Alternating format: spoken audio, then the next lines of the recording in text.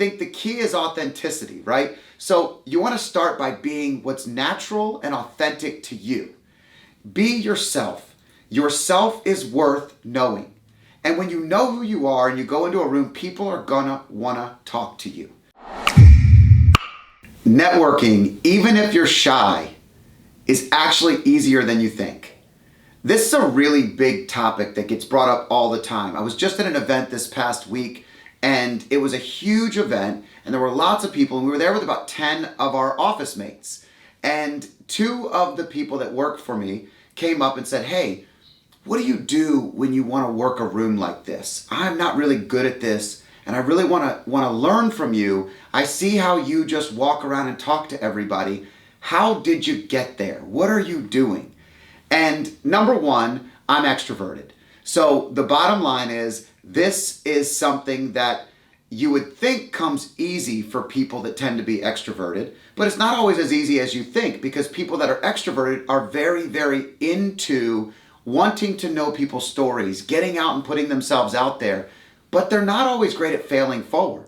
So a lot of extroverts, when they get out and they start meeting people, they have to get comfortable just like introverts do. But there's a couple of things that you can do, especially if you're introverted. We don't need to spend a lot of time talking about what that is. You know that it's a lot of social anxiety. It's I only have so many chips to give and then I'm out. I have to actually be able to connect with people, but I prefer few people, not lots of people, and big events intimidate me. This is a special recipe though, and the recipe works for introverts, extroverts, people that don't like big crowds. It's going to work for anyone that just wants to get better at working the room. The first thing you don't want to do, by the way, is awkwardly shake someone's hand and smile weirdly at their face and kind of act like you care but not care. That is not how you win friends and influence people in a room. That is the opposite. I think the key is authenticity, right? So you want to start by being what's natural and authentic to you. Be yourself. Yourself is worth knowing. And when you know who you are and you go into a room, people are gonna wanna talk to you. The other thing that introverts actually have an advantage over extroverts on is they're really great listeners. The first big thing that you have to do when you go into a room is assess it and listen. Listening is the key component. It's not about telling everyone who you are. It's not about announcing to the room that you're there. It's not about making a splash or being the life of the party. It's not about any of that. When you want to make a splash in a room, it starts with being someone that listens, that's learning, that's aware of what's happening in and around the room. Those things are valuable and invaluable to building relationships, which is one of the next things. When you're building relationships, what are you actually doing? So this is a major misconception in networking. You go into a big group, okay? I'm in a group called Genius Network. It's a phenomenal group that Joe Polish runs. I love it. The key is I made it my task in the first year to listen, to learn, and to build a few foundational relationships. Why is it more important to build a few foundational relationships than it is to just meet everybody? Because the key is meeting everybody is for seconds. People won't remember you. You won't remember them. There's really no depth to that authentic relationship. And the key is, if you really want to build great relationships and you're going to be that great listener we just talked about, you got to build a few foundational relationships. And that means you find a couple people like you that stand out to you, that you really want to meet and know, and give it some time. Listen to their story. Learn what's important to them. And then the next step is also part of building relationships, but it's about delivering what the room needs, delivering your unique ability to the room, the unique ability to the network. The unique ability is what you do well, but by listening and learning about the individual, now you have a chance to actually help somebody. See, when you can help somebody, you can make a difference in their life. If you can make a difference in their life, you become a part of their story. When you become a part of someone's story and you walk in the room and they're there, They come to you. You don't go to them because they're running to you because you've made a difference in their life.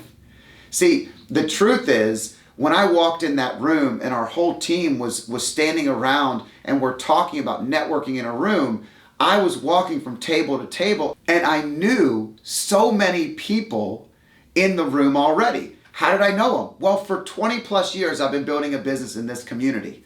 For 20 plus years, I've been working on community boards. I've been running a wine festival.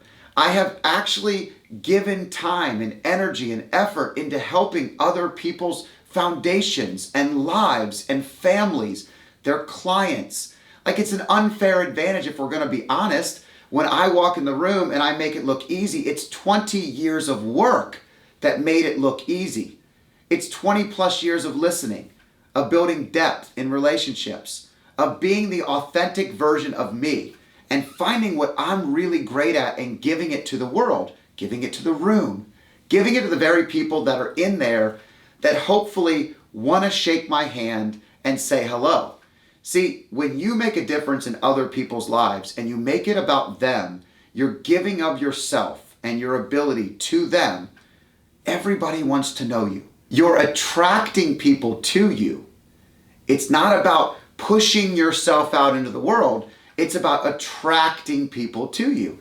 And you attract them to you by giving the good versions of yourself to the room and helping people acknowledge and understand what that really looks like. So just to recap, remember, authenticity is key. Who you are is perfect. You don't have to be anybody else in that room. You don't have to act like anybody else, and you certainly don't want to do things that aren't you. But start with authenticity, then listen, then learn, then build foundational relationships based on that. Those few good friends will shape the future of your success in that room. And guess what? It will happen because you'll help those people. You will do something that makes a difference in their lives. And remember, once you've done those things, you're going to be walking into the room and people are going to run to you. They're going to celebrate you because you made that difference and you gave to the room before the room ever gave to you. It's not about you. It's about everybody else in the room and how you can make a difference in their life. And when you take that mindset into the room, success follows introverts and extroverts. I'm pretty confident in that. So I hope you enjoy these videos. And if you do, make sure you click on our other YouTube videos that we've been posting. We post a ton.